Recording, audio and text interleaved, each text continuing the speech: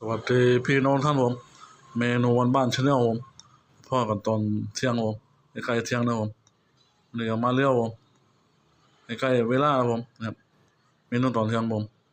แกงอ่อมหอยผมแกงอ่อมหอยข้าวเหนียวร้อนๆเด้อพี่น้องนะผมโอ้แซ่บครับผมนี่ครับพามาดูดหอยมาเนี่ยมาจูบหอยผมจวบผมจูบหอยจวบเลยผมนะครับข้าวเหนียวร้อนๆโอ้ข้าวดีครับผม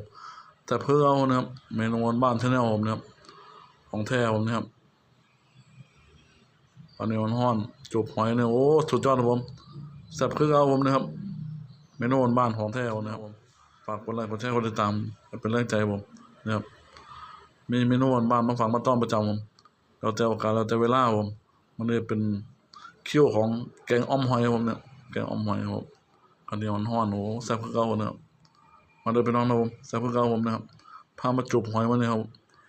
อันนี้มันห้อนโอ้แซ่บผมมาเดินไปน้องนะผมแซ่บคือเอาผมนะครับ ฝากกดไลค์กดแชร์กดติดตามผมเป็นแรงใจผมคลิปนี้เอาไว้แค่นี้ผมคลิปหน้าพอกันไหมแล้วพี่น้องเด้อผมขอบคุณอะไรที่เขามารับชมผมกดไลค์กดแชร์กดติดตามผมคลิปนี้เอาไว้แค่นี้ผมคลิปหน้าพอกันผมกับเมนูบ้านมาฝากมาต้อนประจำผมคลิปนี้ไปก่อนผมคลิปหน้าพอกันไหมแล้วพี่น้องเด้อผมคนอะไรผมสวัสดีครับ